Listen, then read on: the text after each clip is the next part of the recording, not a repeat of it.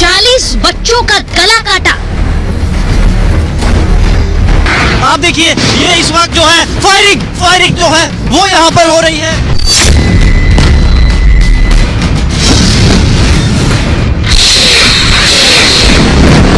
और वो देखिए आप हमारे सिर के ऊपर से लगातार जो है मिसाइल जा रही हैं। ये सबसे बड़ा हमला जो है वो हुआ है।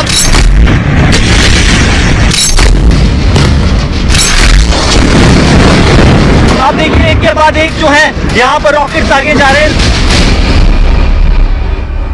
ये हमदर्दी इजराइल के लिए क्यों नहीं दिखती है जो हमदर्दी हमास के लिए और फिलिस्तीन के लिए नजर आ रही है। हमास के हमदर्द को नहीं दिख रहा है इजराइल का दर्द, और ये इसलिए कह रहे हैं क्योंकि 40 नवजात बच्चों की गला रेत कर हत्या कर दी गई। ये हमास ने किया। एक गर्भवती महिला का पेट काटकर भ्रूण को बाहर निकाल दिया, ये हमास ने किया। हमास की बर्बरता और क्रूरता की जो तस्वीरें सामने आई इजराइल से, उन्हें देखकर उन्हें सुनकर किसी की भी रूह कांप जाएगी। लेकिन तब भी इजराइल का समर्थन नहीं करना है। इस मुश्किल की घड़ी में इजराइल के साथ खड़े नहीं होना है, हमास को तब भी सही ठहराना है।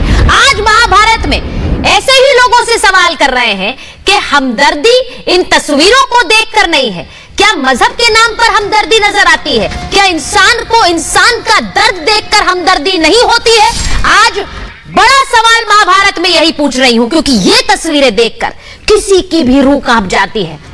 जो खबर इजराइल से आई कि किस तरह से एक गांव में जब हमास के आतंकी पहुंचे तो 40 नवजात बच्चों के इन्होंने गले रेत दिए, उनकी गर्दन ही उनके शरीर से हटा दी। ये बोलते हुए भी मुझे सोचकर उस दर्द को महसूस मैं कर पा रही हूं। लेकिन इन आतंकियों के इस नरसंहार के बाद भी इनके साथ कौन खड़ा है, आज सवाल यही पूछती हूं। क्योंकि अभी all India Muslim personal law board Hindustan में कह रहा है कि यह तो प्रतिक्रिया है, जो इजराइल ने किया उसकी प्रतिक्रिया है, और हम खड़े हुए हैं फिलिस्तीन के साथ, हम खड़े हुए हैं इस जवाब के साथ।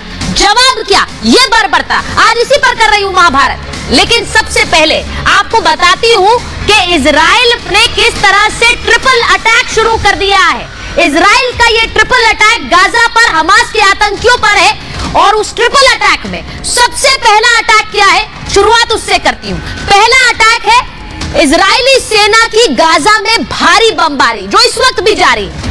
गाजा पट्टी में हमास के 200 ठिकाने अभी तक ध्वस्त कर चुकी है इजरायली सेना, और तकरीबन 2100 से ज्यादा आतंकियों को ढेर कर चुकी है। यह तो पहला जवाब है, पहला अटैक है जो बमबारी के जरिए हो रहा है। दूसरा अटैक क्या है? गाजा में बिजली पानी की सप्लाई रोक दी गई है, अंधकार में डूब गया है गाजा।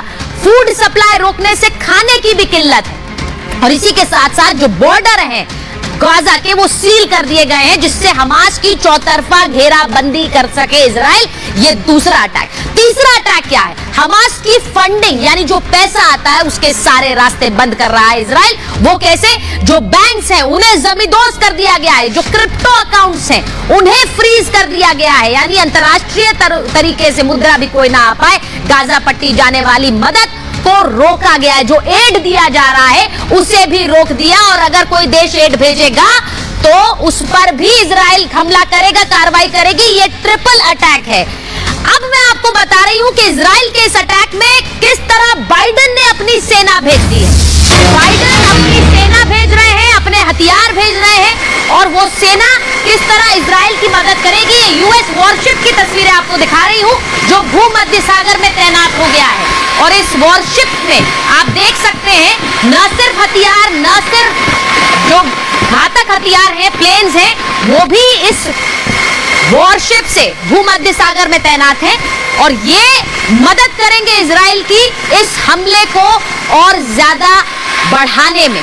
आपको बताती हूं कि अमेरिका किस तरह से इस जंग में कूद गया है, क्योंकि इजराइल के साथ खड़ा है। अमेरिकी विदेश मंत्री इजराइल जाएंगे, और वो इजराइल पहुंचेंगे एंटनी ब्लिंकन इजरायली नेताओं से मुलाकात करने के लिए। ये उनकी कोशिश है इजराइल के साथ एकजुटता दिखाने के लिए, उनका ये दौरा इजराइल का। युद्धपोत यूएसएस जेरल्ड, जो कि भूमध्य सागर में तैनात हो चुका है, एक युद्धपोत जिसमें तकरीबन 3000 अमेरिकी सैनिक तैनात हैं। लड़ाकू विमानों की तैनाती भी इसमें है। अमेरिकी परमाणु पनडुब्बी का बेड़ा भी इसमें मौजूद है।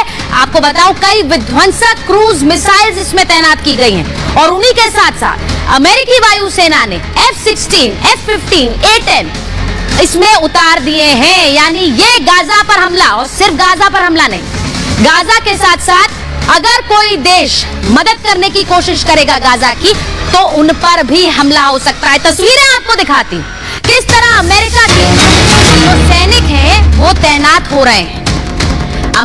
अमेरिकी सैनिकों की ये तैनाती की तस्वीरें हैं जो कि इजराइल से लगे जॉर्डन बॉर्डर पर तैनात हो रहे हैं, क्योंकि कहा यह जा रहा है कि अलग अलग देशों से भी हमास को अगर मदद मिलेगी तो अमेरिका वहां पर भी तैनात रहेगा इजराइल की मदद करने के लिए। ये तस्वीरें जो आपको दिखा रही हूं, ये अमेरिकी जवानों की तस्वीरें हैं जो कि वहां तैनात रहेंगे इजराइल की मदद के लिए।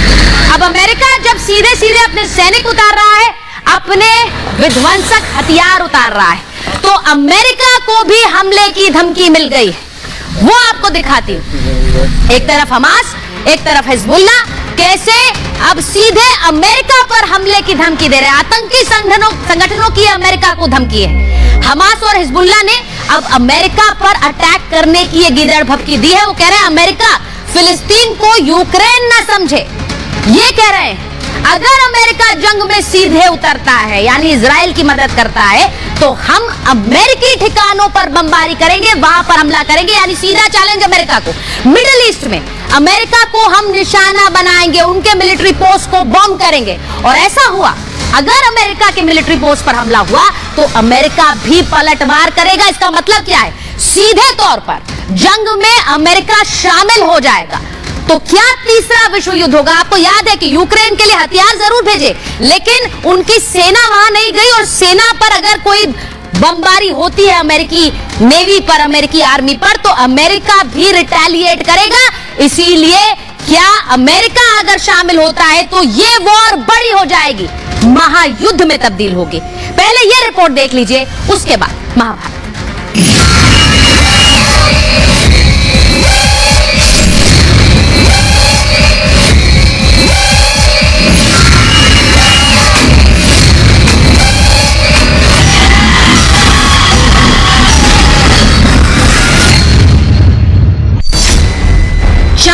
बच्चों का गला काटा,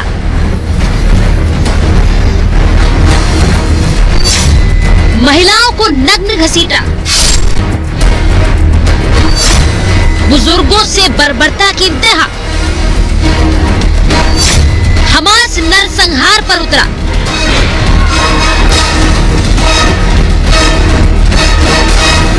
हमास की हॉरर किलिंग ने पूरी दुनिया को हैरान कर दिया। इजराइल में घुसकर हैवानों की तरह हमास के आतंकियों ने जो कत्लेआम मचाया, वो रोंगटे खड़े कर देता है। अब अपने सैकड़ों लोगों की मौत का बदला लेने के लिए इजराइल ने ऐसा हंटर चलाया कि बम बारूद और धमाकों से पूरे गाजा पट्टी को मलबे का ढेर बना दिया है। नेतन्याहू की सेना हमास पर काल बनकर टूटी। गाजा की गली गली उसकी गवाही दे रही है। इसीलिए तो आज के दौर में आतंकी हमास फिलिस्तीनियों का भी सबसे बड़ा दुश्मन बन चुका है, क्योंकि हमास विद्रोही संगठन नहीं, आतंकवादी है। मासूम बच्चों के गले काटना विद्रोह नहीं है। महिलाओं से हैवानियत, विदेशियों को गोलियों से भून डालना, बच्चों और औरतों को ढाल बनाकर आतंक मचाना, गरीब फिलिस्तीनियों के लिए आए मदद के पैसे को आतंकवाद में लगाना, ये कर रहा है हमास। यानी फिलिस्तीनियों के हक को तो हमास मार ही रहा है। ऐसे में फिलिस्तीन के लोगों को ही इन आतंकियों के खिलाफ खुलकर खड़ा होना होगा। पेरिस के आईफल टावर पर तो लाइटिंग से इजराइल का झंडा बनाकर समर्थन किया। उधर कनाडा में भारतीयों समेत स्थानीय लोगों ने हमास की क्रूरता का विरोध किया। अमेरिका में भी लोग हमास के खिलाफ सड़कों पर उतर आए, लेकिन दूसरी ओर कुछ लोग फिलिस्तीन के सपोर्ट में भी थे। ऐसे में दोनों ही गुट आमने सामने हो गए।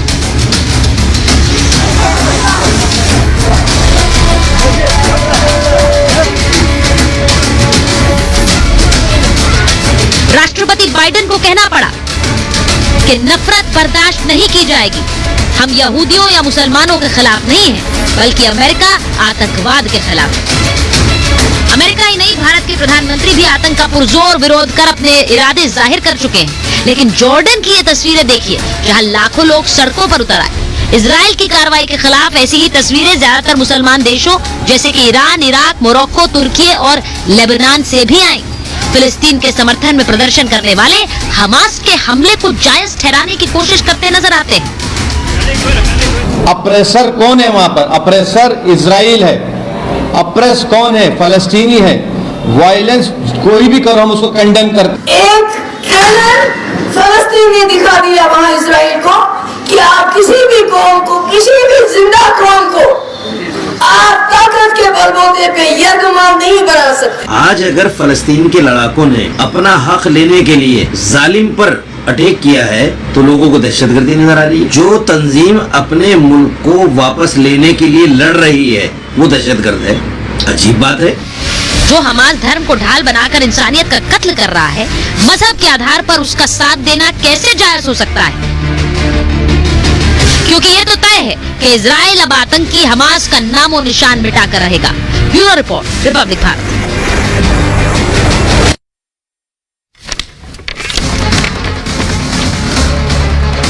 और आपको बताऊं, महाभारत में मेरे साथ राजनीतिक विश्लेषक कश्मीरी पंडित सुशील पंडित जी हैं, जो कि लगातार जियोपॉलिटिक्स पर भी बोलते हैं। स्टूडियो में आज हमारे साथ आए हैं कर्नल दिनेश नैन हैं, डिफेंस एक्सपर्ट हैं, हमारे साथ सीधे चंडीगढ़ से जुड़ रहे हैं। अतीकुर रहमान साहब मुस्लिम स्कॉलर हैं, हमारे साथ जुड़ रहे हैं मुंबई से। सैयद जवाद साहब राजनीतिक विश्लेषक हैं, स्टूडियो में हमारे साथ हैं। मैं एक बार जरा शुरुआत में मैं सबसे पहले गुरसिमरन के पास जाना चाहती हूँ, क्योंकि इजराइल में सीधे वॉर जोन से वो तस्वीरें दिखा रहे हैं और थोड़ी देर पहले वहां पर रिपब्लिक भारत ने और गुरसिमरन ने इजराइल के राष्ट्रपति से भी बात की थी, जो वॉर रूम में ब्रीफिंग के लिए आए थे, और वहां